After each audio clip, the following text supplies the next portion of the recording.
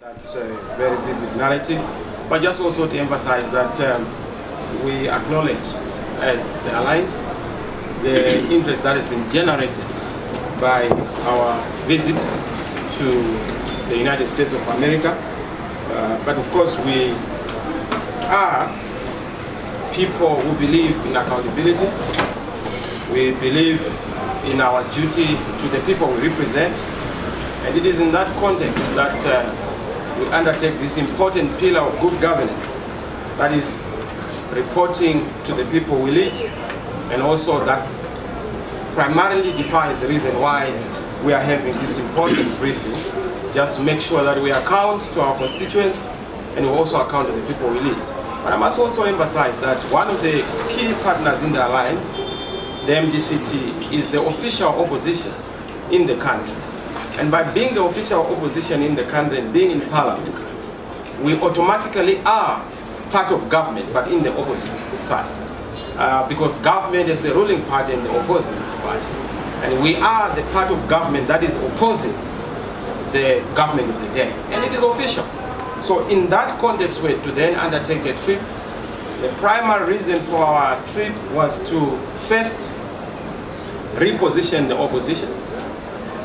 Secondly, our strategic re-engagement process, particularly if we are to be clear that in the next 7 months, we are going to be in government, and ZANU-PF is going to be the opposition.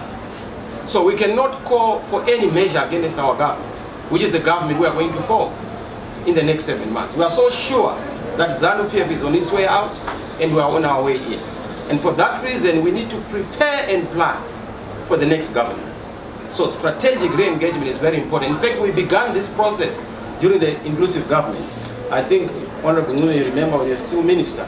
We are the ones who started the re-engagement process as led by the Prime Minister, then our Dr. Richard Morgan Tsvangirai. So what we are simply doing is to punctuate and make sure that we advance that agenda to re-engage. And of course, we had some very important meetings which I will also highlight. The third one was then to set the framework for free and fair elections in Zimbabwe. We need to make sure we get this message to the local and domestic audience, but also we must get it out there to the international community. And this is why we are engaging. We are not going to stop engaging. We have done the SADC region, we have done the AU, we have done the US. We are going to do other countries, including China, Russia, Europe.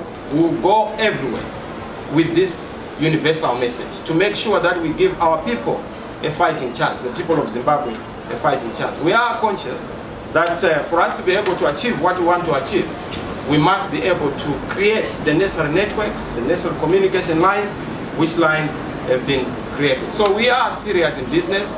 We stand strong on our message. We do acknowledge that ZANU-PF is so desperate.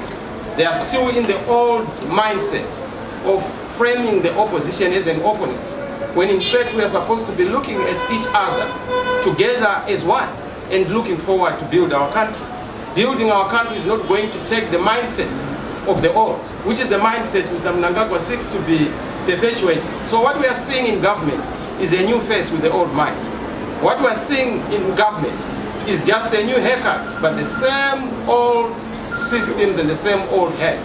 And this must change. And this is the reason why we are to engage. We met with a lot of partners in the United States of America. We met with the Congress and congressmen, the Senate. We also met some key people in the State Department in terms of the re-engagement process. We are clear that we need $15 billion if we are to restore our country. That $15 billion is not going to be something that we will start to work on when we become a government. We learned during the inclusive government that it takes time to re-engage. I'm sure if you ask Mr. Mandela, you are still a terrorist, even up to a time when he departed, because it's very difficult to reverse measures that are imposed on a country. So we need to make sure that we begin and commence this process. And we are serious, we are looking into the future. Our colleagues in ZANU-PF are still steeped in the past. They think that they are perpetual in government. We know that they are temporary in government, and they are on their way out.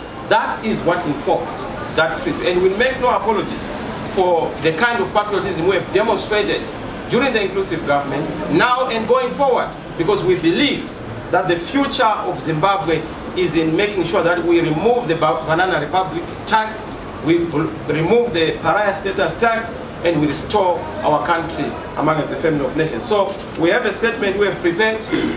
This statement is going to be issued out. It's a very comprehensive one. It touches on the things that we worked on. We also met the diasporans who were very eager and enthusiastic to participate in the 2018 elections. They are very important. We know their contribution to the GDP. We need to make sure that they are allowed to vote. We currently have a case that's before the court in terms of the Constitutional Court. We want to push for that one. We also want to push for certain reforms around diasporans being allowed to vote. In fact, it's in line with the standard guidelines on elections that the diasporans be allowed to vote. So I would say, without wasting a lot of the time, we may need to then possibly leave it to Mr. Gutu